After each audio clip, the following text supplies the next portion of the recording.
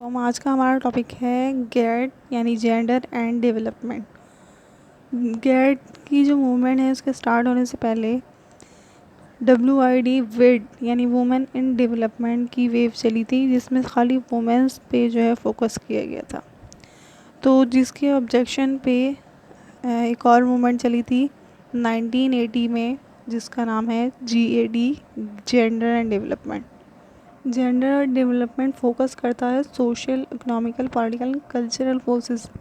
ये तमाम जो चारों फोर्सेस हैं, ये किस तरह से वुमेन और मैन जो है अपनी सोसाइटी में पार्टिसिपेट करते हैं और कितना ज़्यादा बेनिफिट देते हैं, किस हिसाब से अपना रोल प्ले करते हैं और कितने ज़्यादा कंट्रोल प्रोजेक्ट्स को कंट्रोल करते हैं, उसकी बेस पे ये मूवमेंट चलाई गई थी।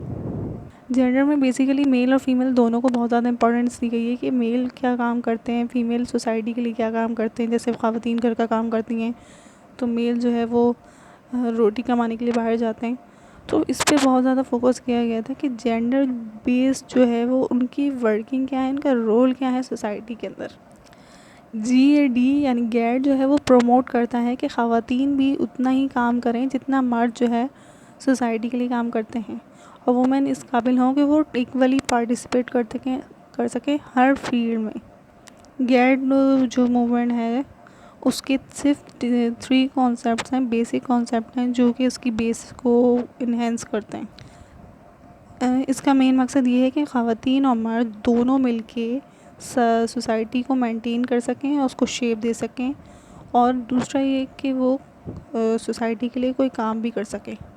हालांकि इनको अलग अलग तरह से ट्रीट किया जाता है, अनइक्वली ट्रीट किया जाता है, लेकिन इनको जो है बेसिकली इक्वालिटीज़ की बुनियाद पे ट्रीट किया जाए हर फील्ड में, और जो जो नुकसान ख़वातीन को हो रहे हैं किसी भी फील्ड में उसको दूर किया जा सके। दूसरा, इस बात पर फोकस किया गया है कि ख़वातीन और मर्द जो हैं वो अलग अलग तौर पे उनके अपने अपने फंक्शंस हैं, वो कम्युनिटी में अपना अपना रोल प्ले करते हैं और उनकी अपनी अपनी इम्पोर्टेंस है, तो इस बात पे ज़्यादा फोकस किया गया है। जिस तरह से दोनों मिलके सोसाइटी को मेंटेन करते हैं, शेप करते हैं, तो उनके अपने अपने अलग अलग रोल हैं, अलग अलग इम्पैक्ट्स हैं, और वो दोनों मिलके आपस में डिफरेंट तौर पे किसी भी प्रोजेक्ट पे काम कर सकते हैं, जिसकी वजह से तरक्की भी हो सकती है और उस तरक्की के नतीजे में सोसाइटी ग्रो कर सकती है।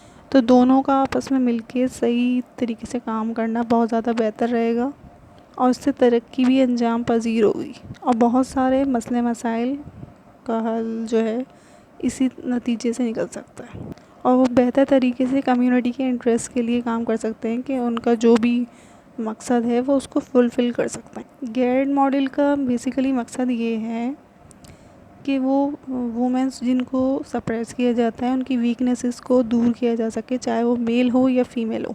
जेंडर जो है वो सोशली कंस्ट्रक्टेड होता है कि सोसाइटी ने ये डिसाइड कर दिया होता है कि मेल को ये काम करना है, फीमेल को ये काम करना है, हालांकि ऐसा नहीं होता। तो इस बात की जो अप्रोच है उसको डिटेल से इन्होंने डिस्कस किया है। इस बात पे तवज्जो दिलाई है कि जो जेंडर हैं वो आपस में मिलके भी काम कर सकते हैं और पावर ऑफ रिलेशन को बढ़ा सकते हैं। इससे ये फ़ायदा हुआ कि हम हेल्थ में, लिटरेसी की फील्ड में, न्यूट्रिशन में, ऑनरशिप ऑफ लैंड में, प्रॉपर्टी में, तमाम चीज़ों में इक्वालिटी को मेजर कर सकेंगे। 1980 में गैड जो है वो अपीयर हुआ था, मतलब कि तमाम असरात नज़र आने स्टार्ट हो गए थे और ख़वातीन को ज़्यादा फ़ायदा हुआ था इस चीज़ से। हालांकि बेसिकली बोथ जेंडर की बेनिफिशियल के लिए ये मॉडल बनाया गया था।